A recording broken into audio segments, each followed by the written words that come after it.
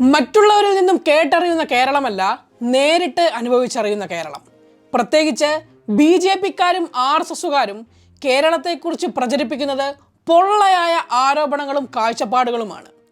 കേരളം നേരിട്ട് സന്ദർശിച്ചിട്ടുള്ള എല്ലാവരും കേരളത്തെ വാഴ്ത്തിയ ചരിത്രം മാത്രമേ ഉള്ളൂ.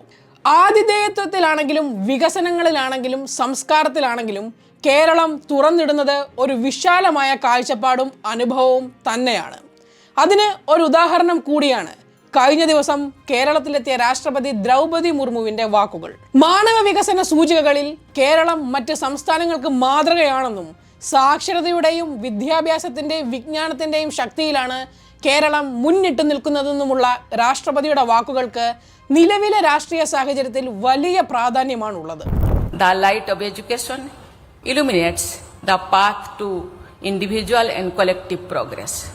Kottayam has witnessed glorious chapters of social and educational transformations.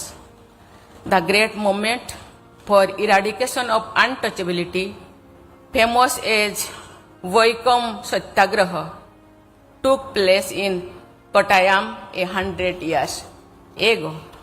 RSSന്റെയും BJP-യുടെയും വർഗീയ അജണ്ടകൾ ഒരു രീതിയിലും പ്രാവർത്തികമാക്കാൻ ഒരിക്കലും അനുവദിക്കാത്ത സംസ്ഥാനമാണ് കേരളം.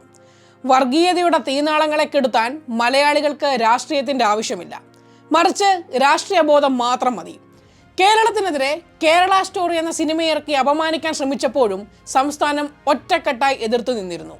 അതേ സാഹചര്യത്തിലാണ് രാഷ്ട്രപതി കേരളത്തെ വാഴ്ത്തി സംസാരിച്ചതും. കേരള സ്റ്റോറി എന്ന സിനിമ കണ്ടതിന് ശേഷം ആശങ്കയിൽ കേരളത്തിലെത്തിയ RSSന്റെ ഉന്നത നേതാക്കളിൽ ഒരാളായ പവൻ ജിൻഡാലും കുടുംബവും മനസ്സ് നിറഞ്ഞ് സന്തോഷത്തോടെ തിരികെ പോയ കാഴ്ചയാണ് നമ്മൾ കണ്ടത്. കേരള സ്റ്റോറി എന്ന സിനിമ കണ്ട് ആശങ്കയോടെ കേരളത്തിലേക്ക് വന്ന അവർക്ക് ഈ കൊച്ചു കേരളം നൽകിയത് സമാധാനവും സന്തോഷവും മതസൗഹാർദ്ദവും ശുചിത്വവുമുള്ള ഗ്രാമങ്ങളുടെ കാഴ്ചകളുമാണെന്ന് ഡ്രൈവറായ രഞ്ജു രഘു ഫേസ്ബുക്കിൽ കുറിച്ചത് വെറും വാക്കുകളായിരുന്നില്ല, മറിച്ച് യഥാർത്ഥ കേരളത്തെ ആ വാക്കുകളിലൂടെ വരച്ചു കാണിക്കുകയായിരുന്നു. വർഗീയവാദികൾ ഇനി കേരളത്തെ എത്ര താഴ്ത്തിക്കെട്ടാൻ ശ്രമിച്ചാലും അത് ആരുടെ മുൻപിലും വിജയിക്കില്ല.